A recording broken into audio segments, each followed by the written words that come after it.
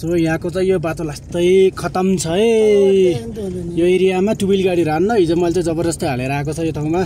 यहाँ चाहिँ बसलाई रसीले तान्न लाछन् टोलीहरूले। उता तलको बाटो पनि छन त यहाँ फोर व्हिल गाडी मात्र चढ्छ यो एरियामा। टुबिल गाडी चढ्दैन होला।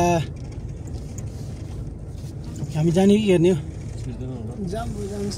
छिर्दैन क्या त्यहाँ कोल्टे पर्छ त्यो हेर लस्किन्छ क्या फेरि त्यो हेर।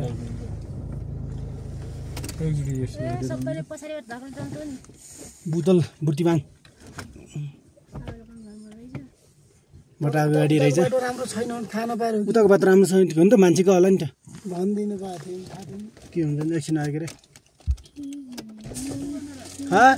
गाडी अलि बोल तानी पठाइयो मान्छे कम हल्का उताको तलको बाटो छैन राम्रो छैन हल्का तानिदिनु न। गाडीले तान्ने कहाँ गाडीले तान्छ टुबिल गाडी हो यो। अनि यो चाहिँ यहीँनिर अड्केको गाडी बल्ल बल्ल निकालेको मैले। अनि कहाँ त्यत्रो बस यस्तो गाडीले जान्छ ट्र्याक्टर सम्झिन्छन् क्या गाडीले जिपलाई। होइन सक्ने काम त सकिन्छ भनिन्छ नि त। यो फल हासिनु हुन्थ्यो अनि त्यही पनि त्यस्तो जिपले त्यत्रो बस त्यहाँबाट बाटो छ त नि त्यत्रोको जिपले उल्टे जिपले तानिदिन्छ यार। अझै हाम्रो टुबिल गाडी हो नि त कस्तो मान्छे छ यार जिपले बस तान्ने भन्छ यार ट्र्याक्टर जस्तो कुरा गर्छ।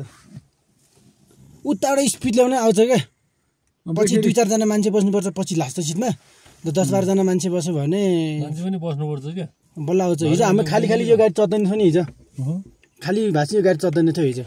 यहाँनिर झन्डी अड्केको नि हेत्ती आउने बेला त्यो ब्याग लिएर चाहिँ बेसी त्यो पावरमा ल्याउँदा बरु गाडी तान्दिन जान्छु म। त्यो गाडीले हातले तान्दिने बरु कहाँ गाडीले तान्ने।